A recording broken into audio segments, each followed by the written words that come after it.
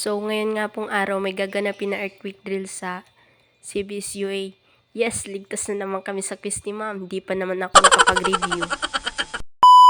Hello guys! Famous kami today kasi maraming nagpapapicture sa labas.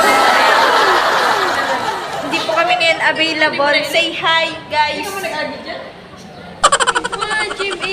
2 hours later. Dito nga nasa labas na kami kasi pupunta na kami doon sa may safe zone, which is doon sa may field. Lalakad na nga kami nyan papunta doon. A few moments later. At dahil nga mahaba-haba yung nilakad namin, saka mainit pa, nagutom kami nyan, di na namin natiis, kaya kinain namin yung dalang pagkain ng classmate namin. Di nga namin maintindihan kung campaign ba yan or ano, kasi nakapayong. Buti pa yung elementary, maayos pag nagla-line. Pag sinabing earthquake drill, talagang action talaga sila. Eh kaming college na, tingnan nyo naman nakapayong, tapos di sunod-sunod yung mga instructor. Titigas talaga ng mga ulo namin. A few inches later. Pagkatapos nga ng earthquake drill, palabas na kami niyan ng campus kasi pupunta kami ng bayan. Kukunin daw nila yung pinatahi nilang uniform kasi naghihigpit na yung CBS-UA. Di na pinapapasok yung hindi naka-uniform at walang ID. Kichismisan pa nga dyan si Kaplanong Saibil. Tingnan nyo naman, nasa may ano na kami niyan, exit point. May nakita pa nga kami dyan na rainbow. Yan yung sign na uulan na naman dito sa CBS-UA. Naghahanap nga kami dyan ng masasakyan na tricycle papuntang bayan. Nasa National Highway na nga kami niyan. Nadaanan pa namin dyan yung San Jose Pili National High School. Hindi sigurong bumalik sa pagiging junior high. Kasi kahit ilang absent ka pa, di ka madadraft. Dito sa college, 3 absent mo lang, drop ka na. Critical na din yung grades mo.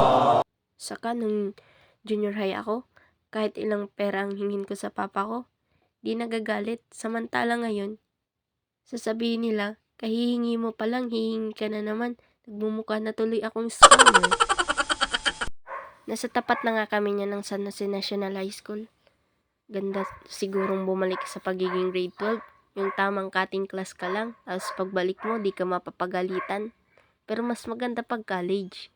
Kasi kahit anong oras ka mag-cut, di ka mapapagalitan. Yung grades mo lang, yung delikado. Pero sa mga batang nakikinig, huwag niyo po kaming tularan. Ako lang pala, hindi sila kasama.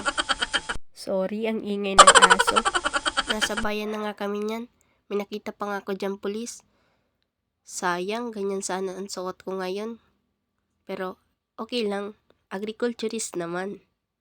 Aww. Dito nga naglalakad-lakad na kami papunta doon sa may pagkukunan namin ng uniform nila. Daming street foods. Sa may likod lang pala yan ng SM, which is Save More. May nakita pa kami dyan na pagkain yung matamis. Aten lang. Kaso wala kaming perang pambili. Kulang na yung pamasahe.